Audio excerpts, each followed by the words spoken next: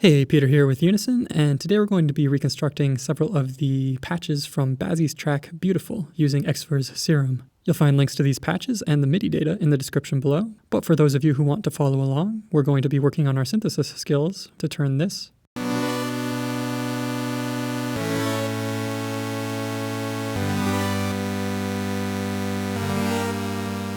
into this.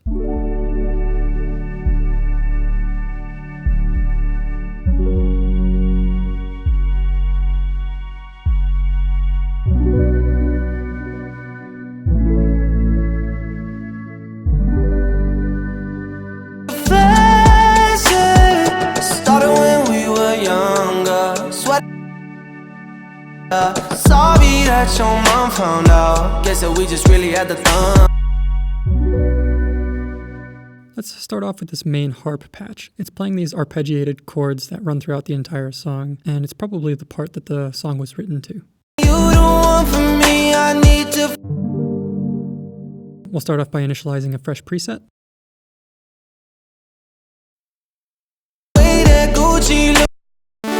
And clearly Serum's default saw wave is not what we're going to need for this patch. We need something with a clearer, cleaner tone with fewer harmonics.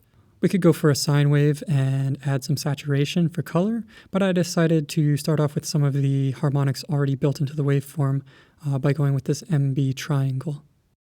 So the sound is coming predominantly from the left-hand side, but we want the stereo image to be nice and balanced frequency-wise. We don't want the whole mix to be leaning over to the left. So I'm going to pan oscillator A to the left, but then fill in this sound across the stereo field using a Hall reverb set with a relatively high mix. And we'll just warm up this reverb by rolling off some of the high frequencies. You'll hear on the reference that the harp notes have a nice long release time. Ain't nobody else that I be under. So I'm going to turn up our release on envelope 1 to get these nice long notes.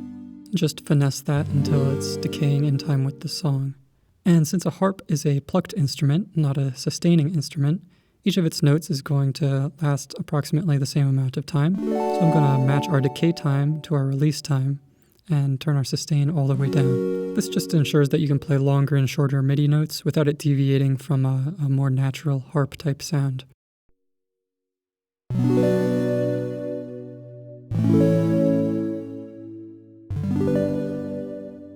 And even though this is a plucky sound, it's not supposed to be really in your face. It's a mellow, soft sound. So I want to push it a little bit further away by extending our attack time. I'll just exaggerate that so you can hear what it's doing.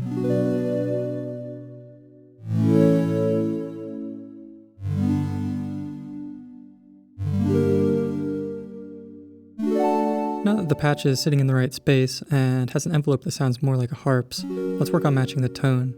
In the reference, the sound is focused more around that 200 Hz range, so we're going to zoom in on that by filtering oscillator A through a bandpass filter set somewhere around 200 Hz. And I don't want any resonance here, but I do want a little bit of drive just for color.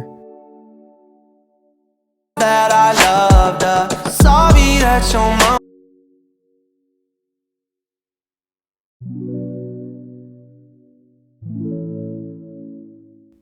Level match on the master volume. In the reference, there's a lot of delay on the harp, and it changes from section to section to punctuate certain breaks and vocal phrases. But for the majority of the song, the patch uses this fairly standard filtered quarter note delay.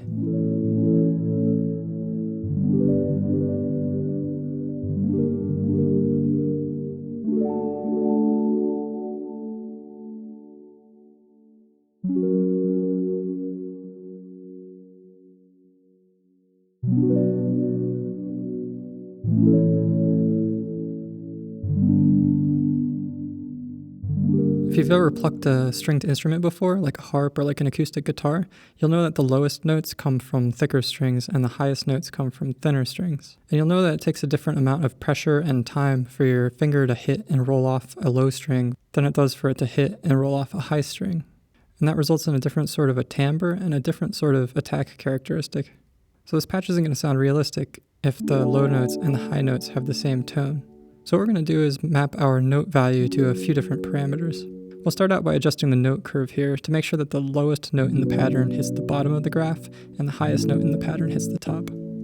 We're We're going to want our higher notes to be a bit brighter, so let's map our note value onto our filter cutoff.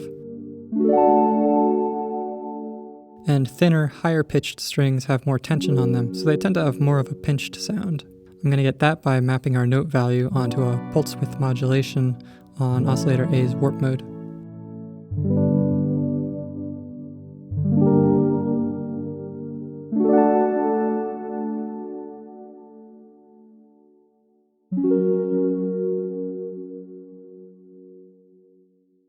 Let's get some slightly richer harmonics on the high notes by using our note value to open up oscillator A's wavetable a bit. And let's not forget that higher notes produced by thinner strings don't just have a different tone, they also have a different envelope. So to capture that, let's map our note value to envelope 1's decay and release, and shorten both of those up a little bit.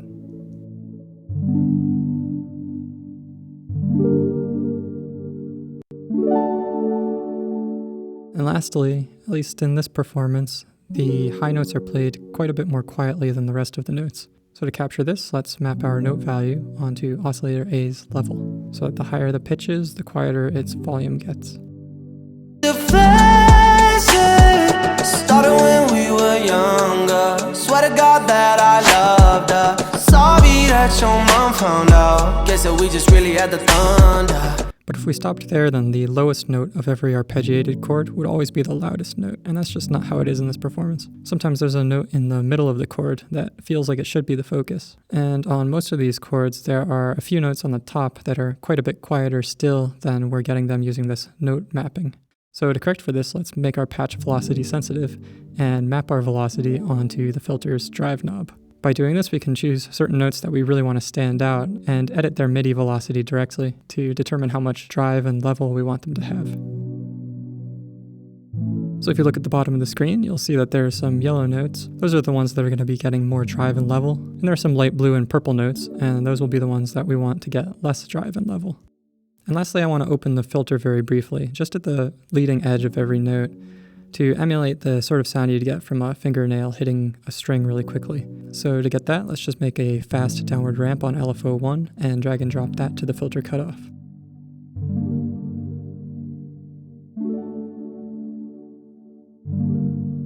We've got some extraneous low end that we don't want clouding up our kick and our sub.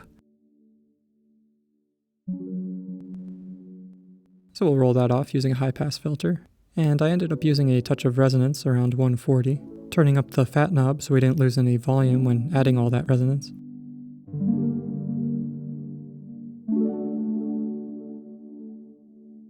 And dialing in a touch of drive for color.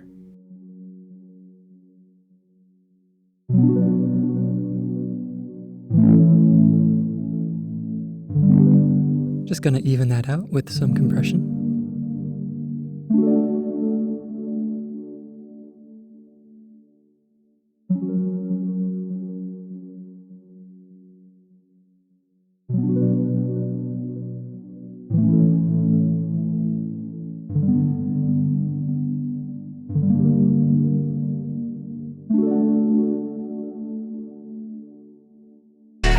But nothing can compare to when you naked.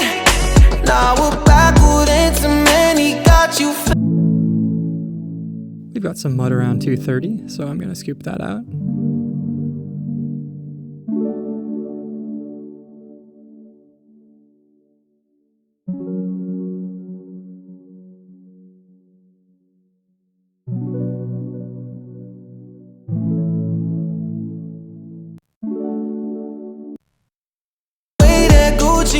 I'll just compare that so you can hear what it's doing. Here it is again with the EQ out and in.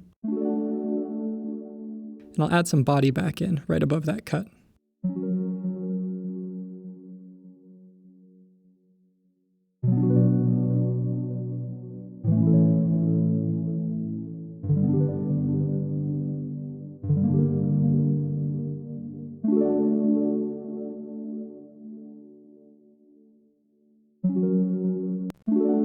Here it is again with the EQ out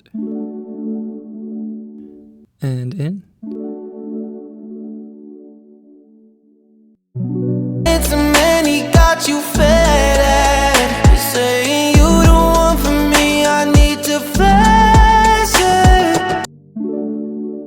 Lastly, let's just give the sound a bit of a mid-range lift and focus by mixing in some filtered tube distortion at the beginning of our chain.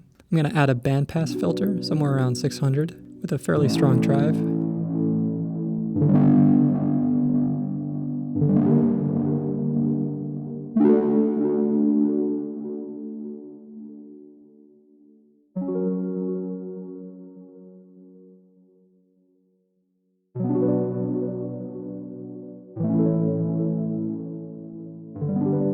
And then just mix that into the existing signal.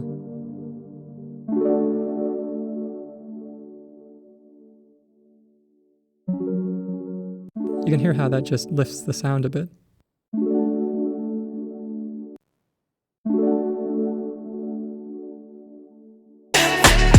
But nothing can compare to when you naked. Now we're backward into. And for whatever reason, the pitch just sounds a bit flat to me, so I'm going to raise oscillator A's fine-tuning a few cents. And this won't make a huge difference either way, but if you want to give the sound even more of a lift, then you can EQ up this 900 to 1K range using whatever equalizer you prefer.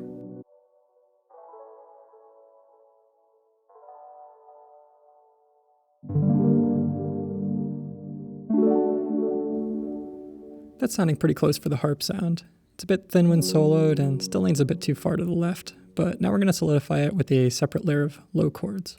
You can hear that the lowest notes here sustain even after the reverb from the harp decays. Way that Gucci look on you amazing, but nothing can compare to when you naked. Now we're back.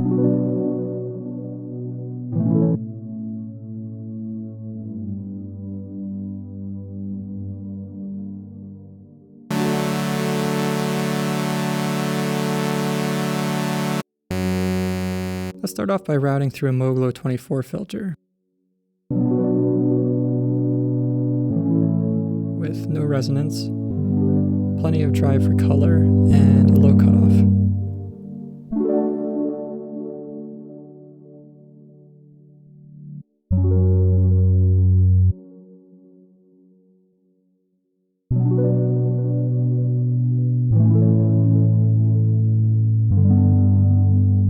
Then we'll get more of a choral sound by switching oscillator A to a vowel wavetable. Compensate for level on the master volume.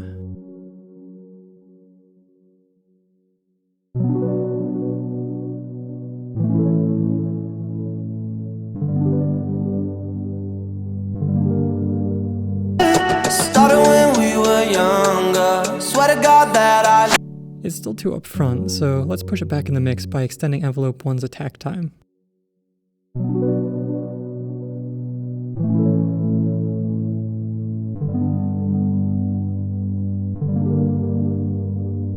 Way that Gucci look. And routing through a default hall reverb with the mix set to 100%.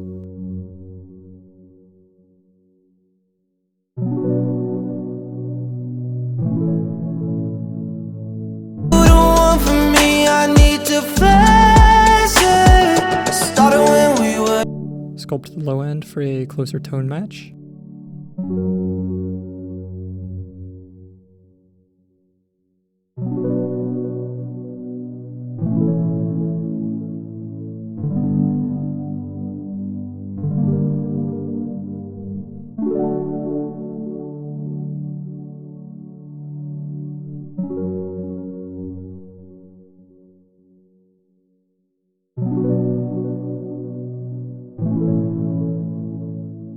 And we've got a lot of extraneous information below 50 Hz, which, if you can't hear it, you can at least see on an analyzer. So let's put on a high-pass filter. Even with the cutoff set at 8 Hz, you can see that this eliminates the sub problem. I'll just solo the harp again, and then add the low choir back in so that you can hear how it fills out and solidifies the chords.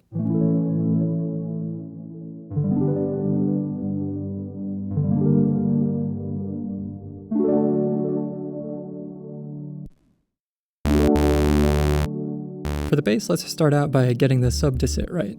Keeping it simple, let's just solo a sine wave, set down an octave on the sub oscillator, and run it through Serum's default compressor. Looking at the reference through an analyzer can help us match the sub bass's release rate. You can see that the reference is releasing relatively slowly. Younger, swear to God that I loved her. Sorry that your mom found out. Guess that we just really had the thunder. Whereas our bass levels drop right off as soon as the MIDI notes end.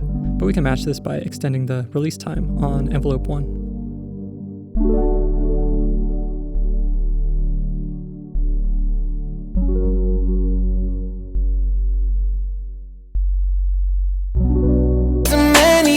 You fed. Switching the voicing to mono will ensure that we don't accidentally get any overlapping notes, but this can sometimes cause pops and clicks, so we'll minimize those by extending envelope 1's attack time, just enough to kill the very leading edge of each note. We won't want to make this bass too aggressive, or it'll start to fight with the kick, which is more upfront in this song.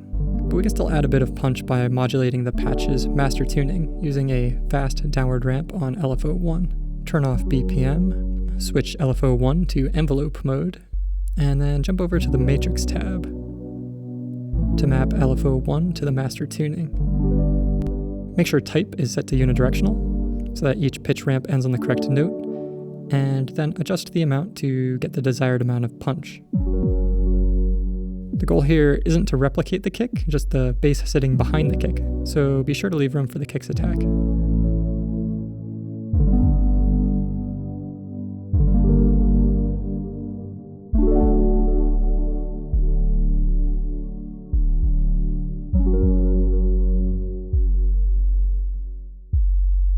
Backwards and many got you fed. You're saying you don't want for me, I need.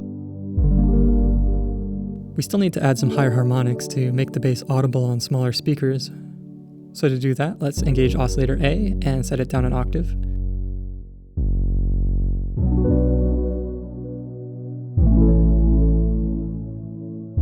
I ended up routing a square wave through a Moglo 24 with a cutoff around 200.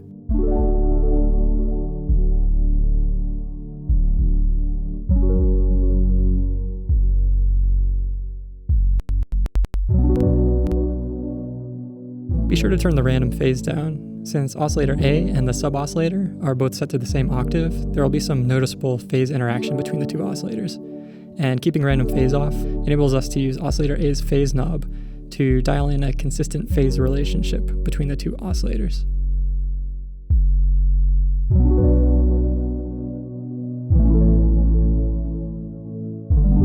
For me, I need to face it. Started when we were younger. Swear to God that I loved her. Sorry that your mom found out. Guess that we just really had the thunder. Ain't nobody else that I be under. And for a bit more presence and growl, we can isolate the 90 Hz part of this sound using a pre-distortion bandpass filter and routing it through some hard clip distortion.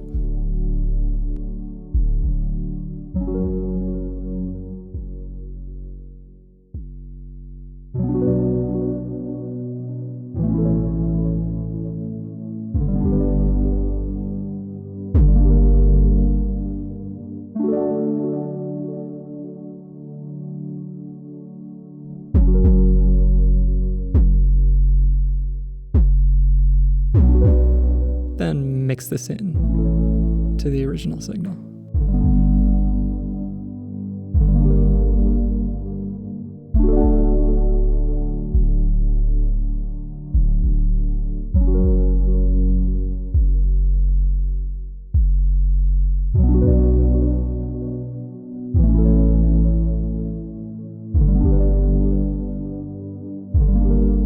I wanted the upper mid-range pads to sound like a dozen or so flutes or some sort of an organ sitting in a medium-sized room.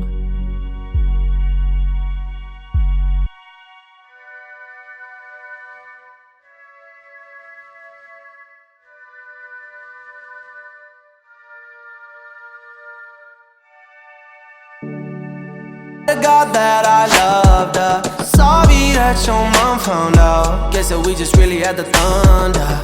I decided to get the patch sitting in the right space first before worrying about the wavetable and the tone. So I'm starting off by adding width and depth with hyper, dimension, chorus, and reverb. At some point I decided I wanted the patch to be velocity sensitive, and wanted higher velocity notes to add more complexity, so I've mapped velocity to our Hyper's mix knob.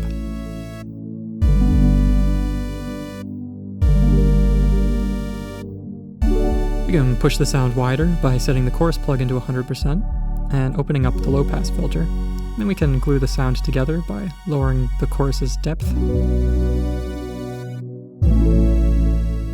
and lengthening the delay time.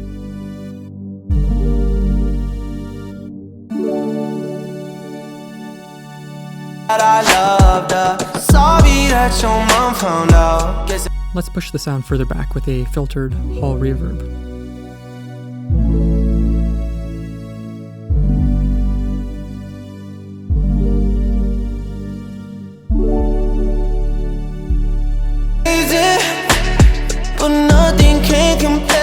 Okay, let's sculpt the tone with a Moog Low 18 filter to get rid of all those crispy upper harmonics.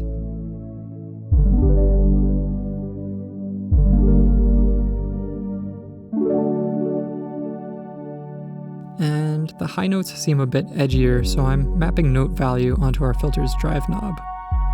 And even though we won't hear it right now with all the MIDI notes set to the same velocity, I want the patch to get pointier in the mid-range at higher velocities, so I'm mapping velocity to the filter's resonance.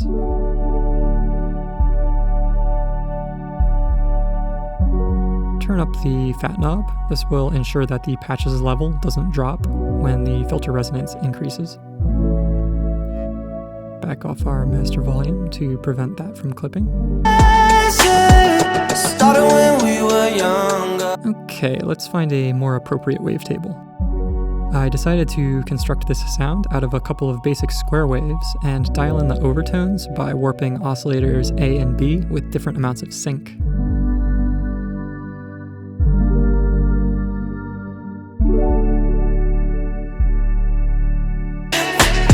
But nothing can compare to backward into many got you.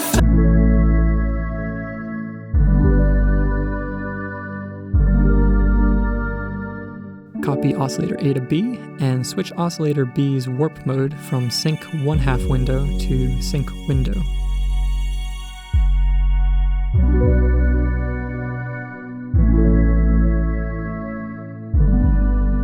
Let's set oscillator B's sync amount relatively low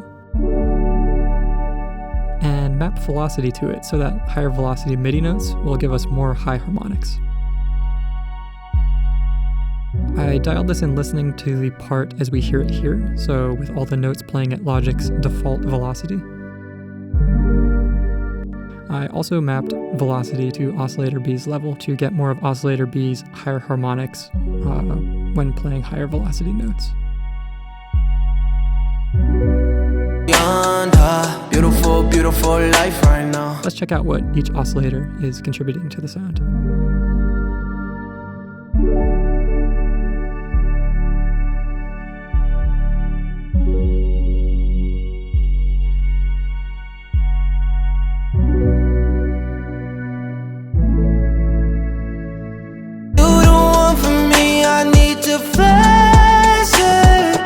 I wanted to add 2 different noises to this patch, but since Serum only has 1 noise oscillator, I put 1 noise in this patch and created a separate patch for the second noise. It's not really necessary to add the second noise if it's too much hassle for you. It'll be extremely quiet anyway. The first noise is an air can, so think of the sound you'd get from blowing through a pan flute. That's sort of what we're going for here. I want to emulate the way air would pass through a flute, so first we'd have some vibrato, which we can make by dragging LFO 1 to our noise level and setting it to a 1/16 triplet in trigger mode.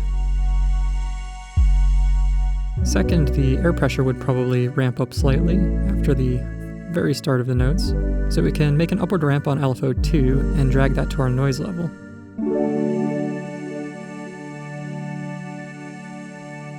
And in the reference, this pushes the pitch up slightly too.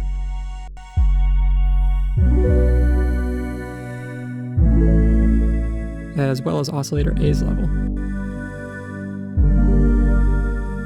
Third, we'd have an initial puff of higher pressure air right at the leading edge of the note. So we can get that by using a fast downward ramp on LFO 3, mapped again to the noise level.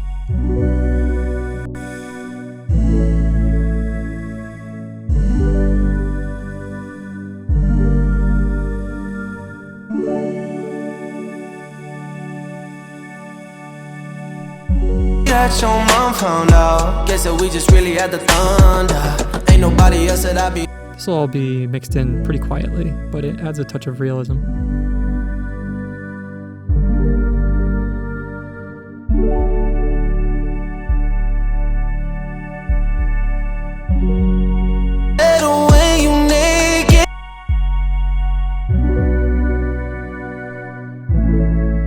I purposefully didn't route the noise oscillator through the main filter so that we could low pass the noise at a different frequency than we did for the main oscillators. And we'll do that with our EQ plugin.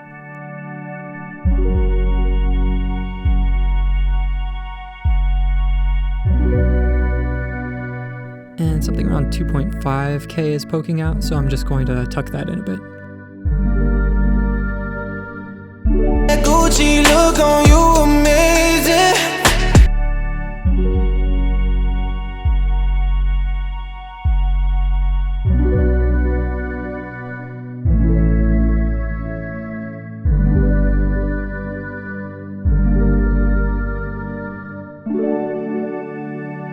Swear to God that I loved her. Sorry that your mom found out. Okay, let's clean up the lower mid-range to make more room for the harp and the choir. This sounds mostly living around 800 to 3K anyway, so I'll filter below that pretty aggressively.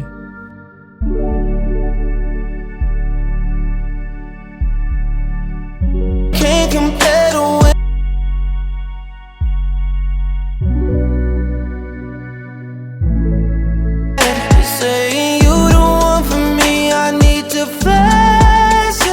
and the pitch feels slightly flat, so I'll increase the fine tuning on oscillators A and B by just a few cents.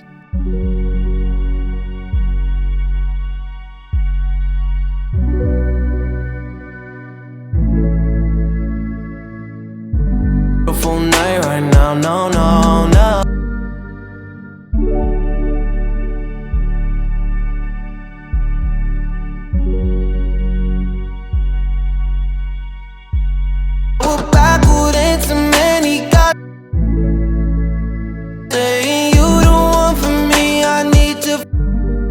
And finally, just soften up the sound a bit with a bit of a longer attack and release on envelope 1.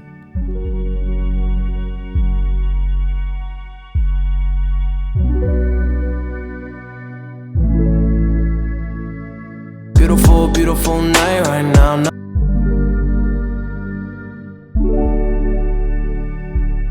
Okay, for the additional flute noise, we'll start off by dragging and dropping this flute patch onto a duplicate track.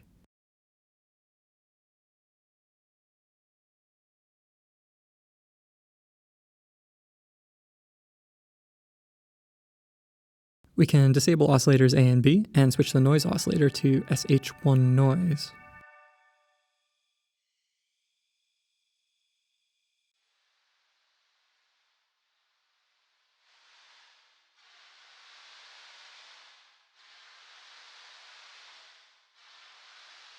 We don't need all these FX plugins.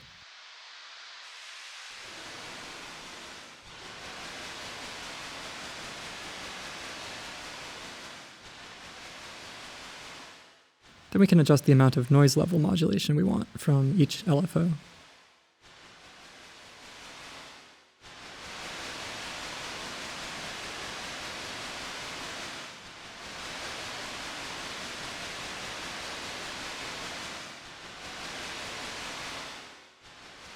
Filter the sound using the reverb's high cut, and now we've got some nice white noise to mix in with our air can.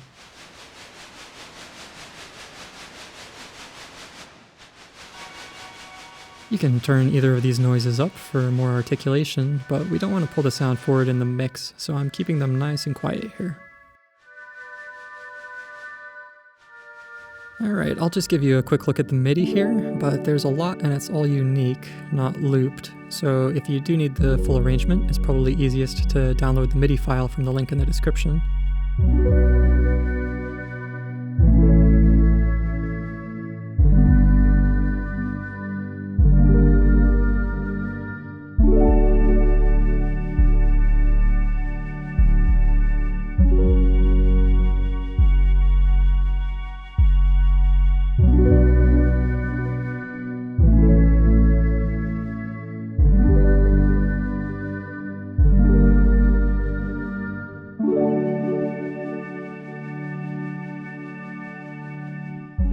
plugin besides that one instance of Pro Q2.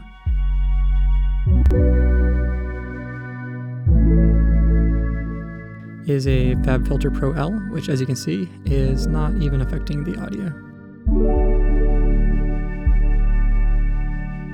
And that should do it. If you like what we're doing here at Unison, I hope you'll hit subscribe, and for more sounds like this, be sure to check out Unison's Iced Out collection for Serum.